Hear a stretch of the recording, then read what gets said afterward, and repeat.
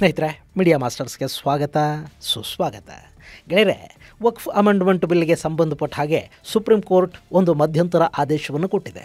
ಈ ಕಾಯ್ದೆಯಲ್ಲಿನ ಕೆಲ ಅಂಶಗಳಿಂದ ಉಂಟಾಗ್ತಾ ಇರೋ ಪರಿಣಾಮಗಳು ಆತಂಕಕಾರಿಯಾಗಿವೆ ಅನ್ನೋ ಮಾತನ್ನು ಕೂಡ ಸುಪ್ರೀಂ ಕೋರ್ಟ್ ಹೇಳಿದೆ.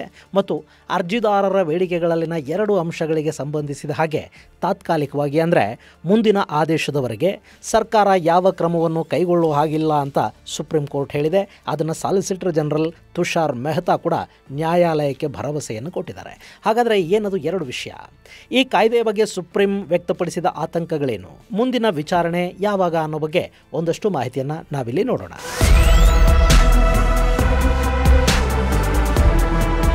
ಗೆಳೆಯರೆ, ವಕ್ಫ್ ಕಾಯ್ದೆ ಜಾರಿಯಾದ ಕೂಡಲೇ ದೇಶದ ನಾನಾ ಕಡೆಗಳಲ್ಲಿ ಮುಸ್ಲಿಂ ಸಂಘಟನೆಗಳು ಶಕ್ತಿ ಪ್ರದರ್ಶನಕ್ಕಿಳಿದಿವೆ. ನಮ್ಮಲ್ಲಿ ಇದೊಂದು ಹಳೆಯ ರೋಗ.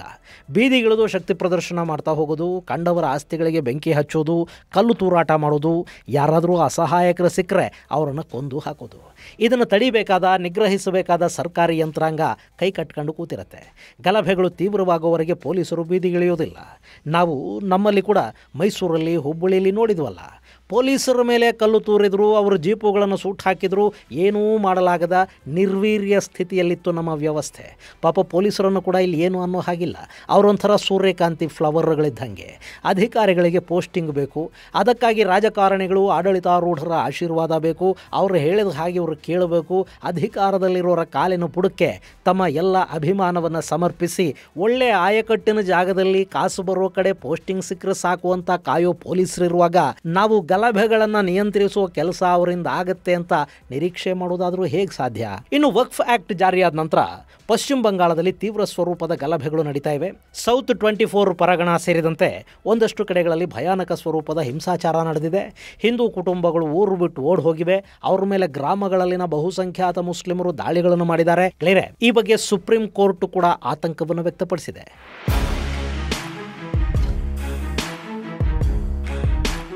ಗೆಳೆಯರೆ, ಸುಪ್ರೀಂ ಕೋಲ್ಕತಾ ಸರ್ಕಾರಕ್ಕೊಂದು ಛೀಮಾರಿ ಹಾಕಬಹುದಿತ್ತು.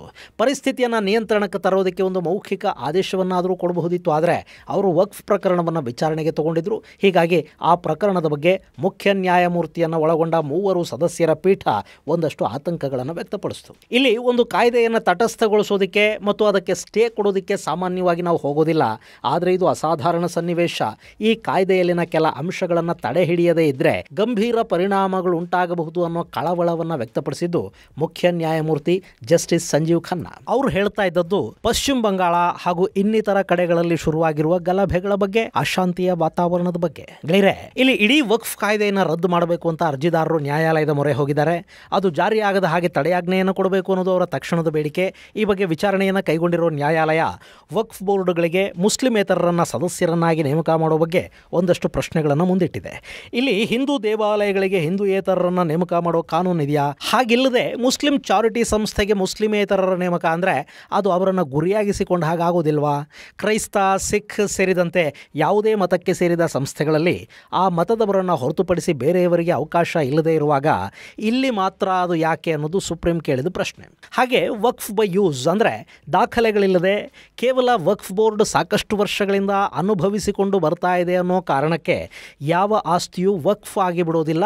ಅದು ನೋಂದಣಿಯಾಗಿರಬೇಕು, ದಾಖಲೆಗಳಿರಬೇಕು ಮತ್ತು ಅದನ್ನು ವಕ್ಫ್ ಮಾಡುವವರು ಹಾಗಂತ ಬರೆದುಕೊಟ್ಟು ರಿಜಿಸ್ಟರ್ ಮಾಡಿಸಿದ್ರೆ ಮಾತ್ರ ಆಸ್ತಿ ವಕ್ಫ್ ಆಗುತ್ತೆ ಅಂತ ಈಗಿನ ಹೊಸ ಕಾನೂನು ಹೇಳುತ್ತೆ. ಹಾಗಾದರೆ ಈ ಹಿಂದಿನ ಆಸ್ತಿಗಳು ಅಂದರೆ ಬ್ರಿಟಿಷರು ಬರೋ ಮೊದಲು ನಮ್ಮಲ್ಲಿ ರಿಜಿಸ್ಟ್ರೇಷನ್ ಅನ್ನೋದೇ ಇಲ್ಲದ ಕಾಲದಿಂದಲೂ ವಕ್ಫ್ ಅನುಭವಿಸಿಕೊಂಡು ಬರ್ತಾ ಇರೋ ಆಸ್ತಿಗಳಿವೆಯಲ್ಲ, ಅವು ಏನಾಗತ್ವೆ ಅನ್ನೋ ಪ್ರಶ್ನೆಯನ್ನು ಕೂಡ ಇಲ್ಲಿ ಸುಪ್ರೀಂ ಕೋರ್ಟ್ ಕೇಳಿತು. ಅದಕ್ಕೆ ಉತ್ತರಿಸಿದ ಸಾಲಿಸಿಟರ್ ಜನರಲ್ ತುಷಾರ್ ಮೆಹ್ತಾ, ಬ್ರಿಟಿಷರ ಕಾಲದಲ್ಲಿ ಜಾರಿಯಲ್ಲಿದ್ದ ಮುಸಲ್ಮಾನ್ ವಕ್ಫ್ ಆಕ್ಟ್ 1923 ಪ್ರಕಾರ ಆಸ್ತಿಗಳನ್ನು ನೋಂದಾಯಿಸಿಕೊಳ್ಳೋದಕ್ಕೆ ಅವರಿಗೆ ಹೇಳಲಾಗಿತ್ತು. 1951 ಕಾಯ್ದೆ ಕೂಡ ಇದನ್ನೇ ಹೇಳ್ತಾ ಇತ್ತು. ಅವರಿಗೆ ತಮ್ಮ ಆಸ್ತಿಗಳನ್ನು ನೋಂದಾಯಿಸಿಕೊಳ್ಳೋದಕ್ಕೆ ಯಾರೂ ಇಷ್ಟು ವರ್ಷ ತಡೆದಿರಲಿಲ್ಲ. ಹಾಗೆ 1954 ವಕ್ಫ್ ಆಕ್ಟ್ ಕೂಡ ಇದನ್ನೇ ಹೇಳ್ತಾ ಇತ್ತು. ಅವರಿಗೆ ತಮ್ಮ ಆಸ್ತಿಪಾಸ್ತಿಗಳನ್ನು ನೋಂದಾಯಿಸಿಕೊಳ್ಳೋದಕ್ಕೆ ಯಾರೂ ಕೂಡ ಇಷ್ಟು ವರ್ಷ ತಡೆಯೋದಕ್ಕೆ ಹೋಗಿರಲಿಲ್ಲ.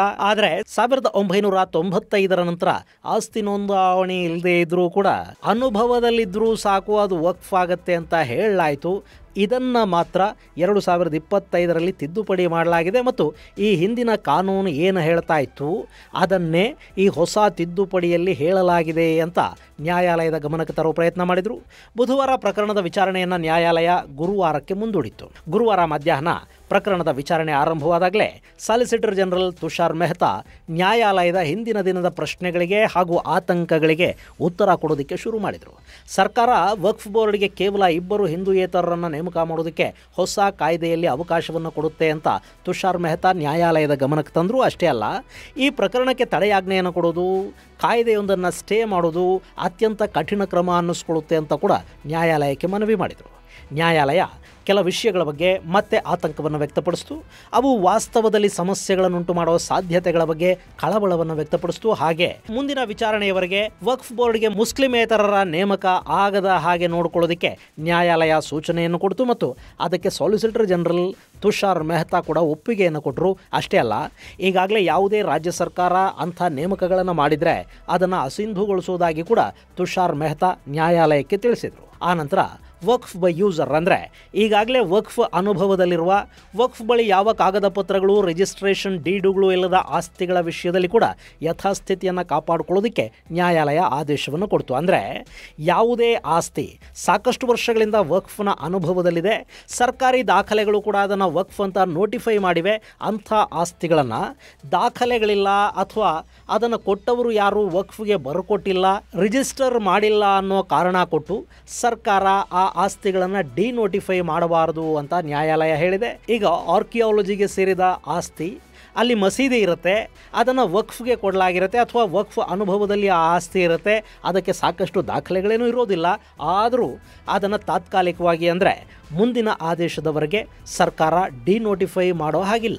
ಸರ್ಕಾರದ ಯಾವ ದಾಖಲೆಗಳಲ್ಲಿ ಕೂಡ ಇದು ವಕ್ಫ್ ಆಸ್ತಿ ಅಂತ ನೋಟಿಫೈ ಆಗದ ಆಸ್ತಿಗಳನ್ನು, ಅಂದರೆ ರಸ್ತೆ ಬದಿಯಲ್ಲೋ ಸರ್ಕಾರಿ ಜಾಗದಲ್ಲೋ ಯಾವುದೋ ಮದರಸಾನೋ ಮಸೀದಿನೋ ಕಟ್ಕೊಂಡು ರಾತ್ರೋರಾತ್ರಿ ವಕ್ಫ್ ಮಾಡಿಕೊಂಡ ಆಸ್ತಿಗಳ ಬಗ್ಗೆ ಕ್ರಮ ಕೈಗೊಳ್ಳೋದಕ್ಕೆ ಇಲ್ಲಿ ನ್ಯಾಯಾಲಯ ಯಾವ ಅಡ್ಡಿಯನ್ನು ವಿಧಿಸಿಲ್ಲ.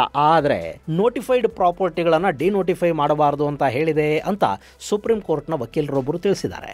ಇನ್ನು ಈ ಪ್ರಕರಣಕ್ಕೆ ಸಂಬಂಧಿಸಿದ ಸಾಕಷ್ಟು ಅರ್ಜಿಗಳು ದಾಖಲಾಗ್ತಾ ಇರೋದ್ರಿಂದ ಇದನ್ನು ನಿಯಂತ್ರಿಸುವ ನಿಟ್ಟಲ್ಲಿ ಕೇವಲ 5 ಅರ್ಜಿಗಳನ್ನು ಮಾತ್ರ ಸುಪ್ರೀಂ ಕೋರ್ಟ್ ಇಲ್ಲಿ ವಿಚಾರಣೆಗೆ ಕೈಗೆತ್ತಿಕೊಳ್ಳುತ್ತೆ. ಇಲ್ಲಿ ಎಲ್ಲ ಅರ್ಜಿದಾರರ ಬೇಡಿಕೆ ಕೂಡ ಒಂದೇ ರೀತಿಯಲ್ಲಿರೋದ್ರಿಂದ ಅಷ್ಟೂ ಅರ್ಜಿಗಳನ್ನು, ಅಷ್ಟೂ ವಾದಗಳನ್ನು ಕೇಳಿಸ್ಕೊಳ್ಳೋ ಬದಲು 5 ಮಂದಿಯ ಅರ್ಜಿಗಳನ್ನು ವಿಚಾರಣೆಗೆ ಕೈಗೆತ್ತಿಕೊಳ್ಳಲಿರುವುದಾಗಿ ಸುಪ್ರೀಂ ಕೋರ್ಟ್ ತಿಳಿಸಿದೆ ಮತ್ತು ಸಾಲಿಸಿಟರ್ ಜನರಲ್ ಅವರ ಸಲಹೆಯ ಮೇರೆಗೆ ಈ ಪ್ರಕರಣದ ಹೆಸರನ್ನು ವಕ್ಫ್ ತಿದ್ದುಪಡಿ ಕಾಯ್ದೆ 2025 1, 2, 3, 4, 5 ಅಂತ ಸುಪ್ರೀಂ ಕೋರ್ಟ್ ಬದಲಿಸಿದೆ. ಯಾಕೆಂದರೆ ಇಲ್ಲಿ 5 ಅರ್ಜಿಗಳು ಮಾತ್ರ ಇರುತ್ತವೆ. ಇನ್ನು ಮುಂದಿನ ವಿಚಾರಣೆಯನ್ನು ಮೇ 5ನೇ ತಾರೀಕು ಕೈಗೆತ್ತಿಕೊಳ್ಳಲಾಗ್ತಾ ಇದ್ದು, ಆ ದಿನದಂದು ತನ್ನ ಹೇಳಿಕೆಯನ್ನು ದಾಖಲಿಸೋದಕ್ಕೆ ಸುಪ್ರೀಂ ಕೋರ್ಟ್ ಕೇಂದ್ರ ಸರ್ಕಾರಕ್ಕೆ ನಿರ್ದೇಶನವನ್ನು ಕೊಟ್ಟಿದೆ. ಇದೇ ಸಂದರ್ಭದಲ್ಲಿ ನಿನ್ನೆ ಸುಪ್ರೀಂ ಕೋರ್ಟ್ ಪಶ್ಚಿಮ ಬಂಗಾಳದ ಗಲಭೆಗಳ ಬಗ್ಗೆ ತೀವ್ರ ಕಳವಳವನ್ನು ವ್ಯಕ್ತಪಡಿಸಿತು.